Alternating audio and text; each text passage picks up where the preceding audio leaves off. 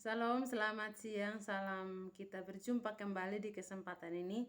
Saya Ariana Marice saya. Kali ini saya akan membawakan materi dari mata kuliah PKN di bab yang ke-7 dengan judul Bagaimana Dinamika Historis, Konstitusional, Sosial Politik, Kultural, serta Konteks Kontemporer Penegakan Hukum yang Berkeadilan. Indonesia adalah negara hukum, artinya negara yang semua penyelenggaraan pemerintahan dan kenegaraan serta kemasyarakatannya berdasarkan hukum, bukan didasarkan atas kekuasaan belaka. Kita sebagai calon sarjana atau profesional yang merupakan bagian dari masyarakat Indonesia yang terdidik dan warga negara yang perlu mengerti tentang hukum. Ketika kita akan membahas tema penegakan hukum mengikuti alur bahasan sebagai berikut. Yang pertama, menelusuri konsep dan urgensi penegakan hukum yang berkeadilan. Yang kedua, menanya alasan mengapa diperlukan penegakan hukum yang berkeadilan. Yang ketiga, mengenali sumber historis, sosiologis, politis tentang penegakan hukum yang berkeadilan. Yang keempat, membangun argumen tentang dinamika dan tantangan penegakan hukum yang berkeadilan. Yang kelima, mendeskripsikan esensi dan urgensi penegakan yang berkeadilan. Dan yang terakhir itu untuk pendalaman dan penganyaan pemahaman tentang tema yang sudah tadi saya sampaikan. Yang pertama, menelusuri konsep dan urgensi penegakan hukum yang berkeadilan. Upaya penegakan hukum di suatu negara sangat erat kaitannya dengan tujuan negara. Kita disarankan untuk mengkaji teori tujuan negara dalam buku ilmu negara umum. Menurut Sebar-Royden pada tahun 1975, kehidupan manusia tidak cukup hidup dengan aman, teratur dan tertib. Manusia perlu sejahtera. Apabila tujuan negara hanya menjaga ketertiban, maka tujuan negara itu terlalu sempit. Tujuan negara yang lebih luas adalah agar setiap manusia terjamin kesejahteraannya di samping keamanannya. Dengan kata lain, negara yang memiliki kewenangan mengatur masyarakat perlu ikut mensejahterakan masyarakat. Teori Kranebung tentang negara hukum ini dikenal luas dengan nama teori negara kesejahteraan. Teori negara hukum dari Sebar-Royden ini banyak dianut oleh negara-negara modern. Bagaimana dengan Indonesia? Negara Kesatuan Republik Indonesia atau yang dikenal dengan NKRI adalah negara hukum. Artinya negara yang bukan didasarkan pada kekuasaan belaka, melainkan negara yang berdasarkan atas hukum. Artinya semua persoalan masyarakat, kewarganegaraan, pemerintahan atau kenegaraan harus didasarkan atas hukum. Dari bunyi alinea yang keempat, pembukaan Undang-Undang Dasar NKRI 1945 ini dapat diidentifikasi bahwa tujuan negara Republik Indonesia pun memiliki indikator yang sama sebagaimana yang dinyatakan Kranebung, yakni melindungi segenap bangsa Indonesia dan seluruh tumpah darah Indonesia, memajukan kesejahteraan umum, mencerdaskan kehidupan bangsa, dan ikut melaksanakan ketertiban dunia yang berdasarkan kemerdekaan, perdamaian abadi, dan keadilan sosial. Mahkamah Agung dan Badan Peradilan yang berada di bawahnya adalah lingkungan peradilan umum, lingkungan peradilan agama, lingkungan peradilan militer, lingkungan peradilan tata usaha negara oleh sebuah mahkamah konstitusi untuk menyelenggarakan peradilan guna menegakkan hukum dan keadilan. Negara kita telah memiliki lembaga peradilan diatur dalam Undang-Undang Dasar 1945, ialah Mahkamah Agung atau MA, Komisi Yudisial atau KY, dan Mahkamah Konstitusi. Selain lembaga negara tersebut, dalam Undang-Undang Dasar 1945 diatur pula ada badan-badan lain yang diatur dalam undang-undang tentang MA, KY, dan MK. Ini lebih lanjut diatur dalam Undang-Undang Nomor 48 Tahun 2009. Kekuasaan kehakiman, kita perhatikan apa yang dimaksud dengan ketiga lembaga peradilan tersebut.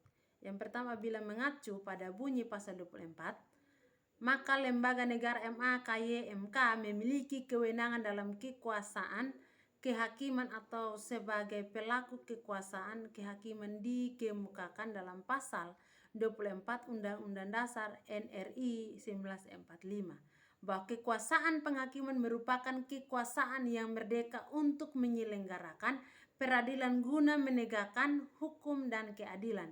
Dengan demikian, ketiga lembaga negara yang memiliki kekuasaan dan penghakiman memiliki tugas pokok untuk menyelenggarakan peradilan guna menegakkan hukum dan keadilan. Pelaksanaan fungsi keempat, yakni menegakkan keadilan. Fungsi negara dalam bidang peradilan dimaksudkan untuk mewujudkan adanya kepastian hukum. Fungsi ini dilaksanakan dengan berdasarkan pada hukum dan melalui bidang-bidang peradilan yang didirikan sebagai tempat pencari keadilan.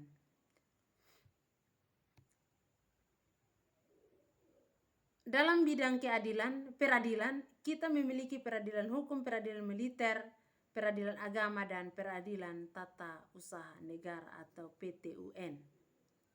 Yang kedua, menanya alasan mengapa diperlukan penegakan hukum yang berkeadilan.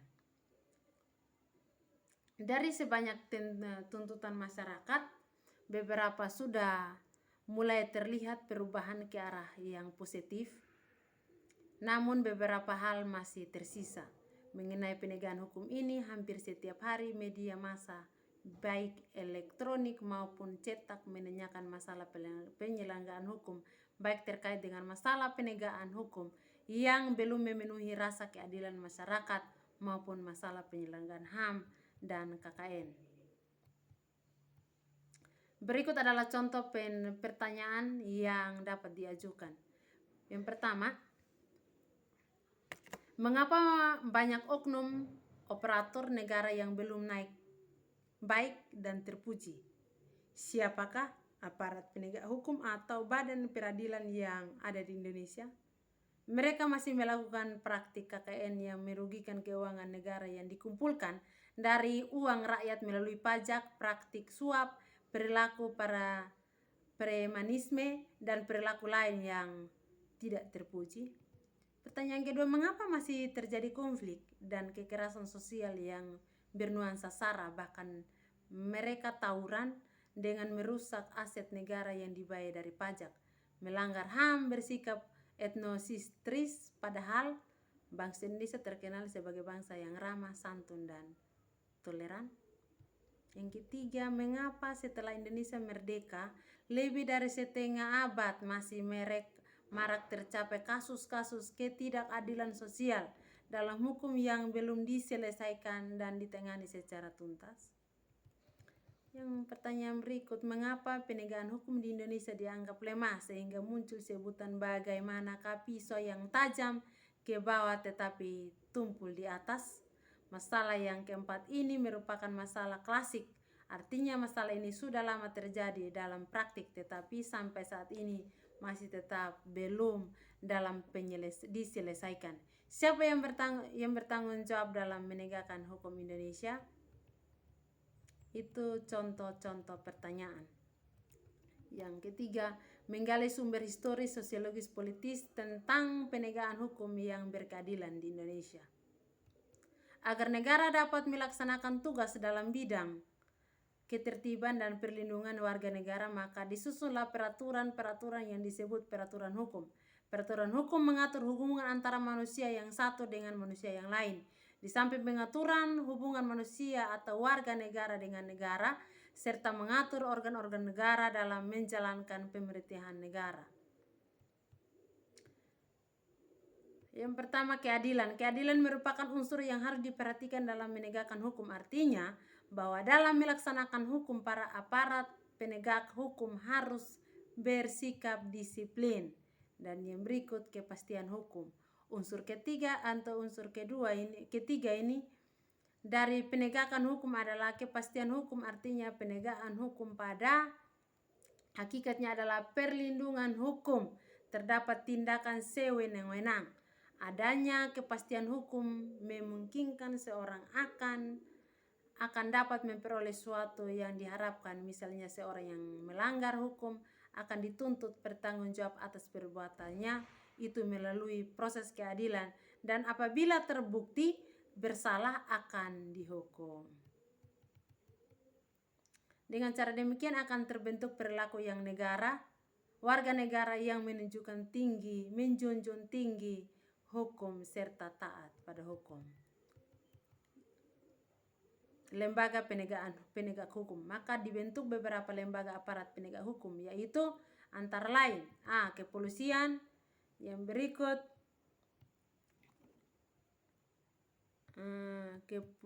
ada kepolisian. Dalam kepolisian ini ada beberapa, yaitu menerima laporan atau pengaduan, mencari keterangan dan barang bukti, menyuruh berhenti seorang yang dicurigai dan menanyakan, serta memeriksa tanda pengenal diri, mengandalkan tindakan lain atau menurut hukum yang tak terjawab, dan seterusnya. Dalam Undang-Undang Nomor 16 Tahun 2004 tentang Kejaksaan Republik Indonesia pasal 1 dinyatakan bahwa jaksa adalah pejabat fungsional yang diberi wewenang oleh undang-undang untuk bertindak sebagai penuntut hukum dan pelaksanaan putusan pengadilan yang telah diperoleh kekuatan hukum tetap serta wewenang lain berdasarkan undang-undang.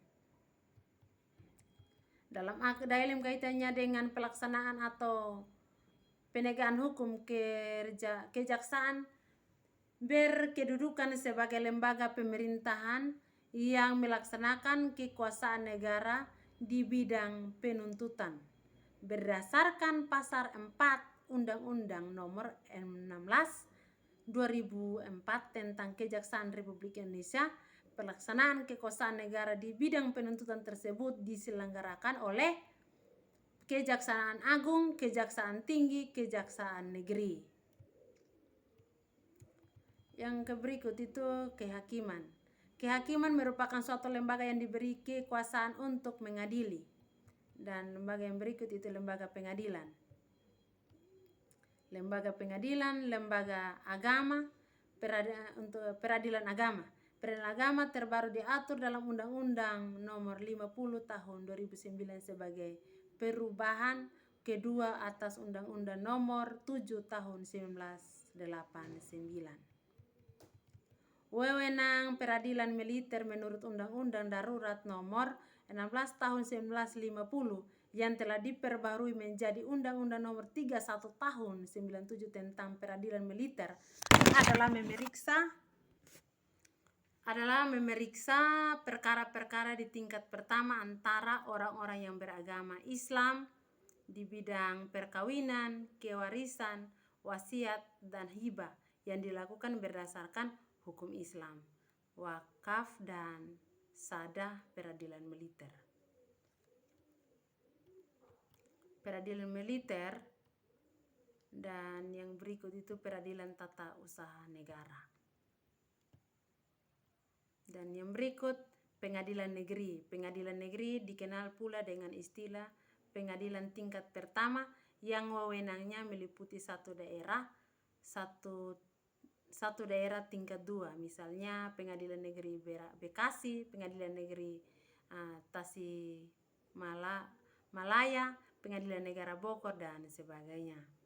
Dan yang berikut itu pengadilan tinggi. Peradilan tinggi, putusan hakim pengadilan negeri yang dianggap oleh salah satu pihak belum memenuhi rasa keadilan dan kebenaran dapat diajukan banding. Proses banding tersebut ditangani oleh pengadilan tinggi yang berkedudukan di setiap ibu kota dan provinsi. Yang berikut pengadilan tingkat kasasi.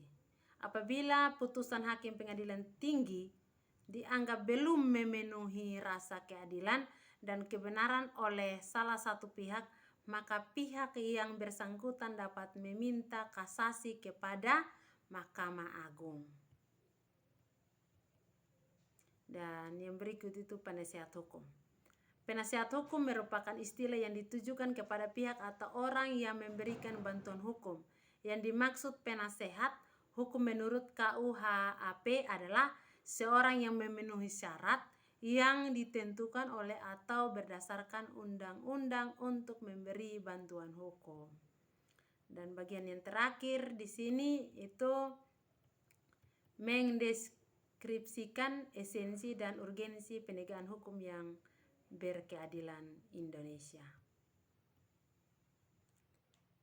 Penegakan hukum bertujuan untuk mewujudkan peraturan hukum demi terciptanya ketertiban dan keadilan masyarakat. Yang terakhir, rangkuman penegakan hukum yang berkeadilan. Negara merupakan organisasi kelompok masyarakat tertinggi karena mempunyai wewenang untuk mengatur dan mengendalikan masyarakat, bahkan memaksa secara sah untuk kepentingan umum. Yang kedua, ada 4 fungsi negara yang dianut oleh negara di dunia ini adalah melaksanakan penertiban dan keamanan, mengusahakan kesejahteraan dan kemakmuran rakyatnya, pertahanan dan menegakkan keadilan. Yang ketiga, untuk menyelesaikan perkara-perkara yang terjadi di masyarakat secara adil, maka para aparatur hukum harus menegakkan hukum dengan sebaik-baiknya. Yang keempat, dalam rangka mewujudkan sistem hukum nasional yang berlandaskan Pancasila dan Undang-Undang Dasar Negara Republik Indonesia 1945, pembangunan bidang hukum mencakup sektor materi hukum, sektor sarana dan prasarana hukum. Yang kelima, pasal 10 ayat 1 Undang-Undang Nomor 14 tahun 1970 yang diperbarui menjadi Undang-Undang Nomor 48 tahun 2009 tentang kekuasaan kehakiman menyatakan bahwa kekuasaan kehakiman merupakan kekuasaan yang merdeka untuk menyelenggarakan peradilan guna menegakkan hukum dan keadilan. Dan yang keenam, peradilan umum merupakan peradilan bagi rakyat pada umumnya, sedangkan peradilan militer, peradilan agama, dan peradilan tata usaha negara merupakan peradilan khusus karena mengadili perkara-perkara tertentu yang mengadili golongan rakyat tertentu. Dan yang terakhir, menegakkan hukum di Indonesia masih menghadapi masalah dan tantangan untuk memenuhi rasa keadilan masyarakat. Demikian materi yang dapat saya sampaikan saat ini dari PKN bab yang ke-7. Tuhan Yesus memberkati. Shalom.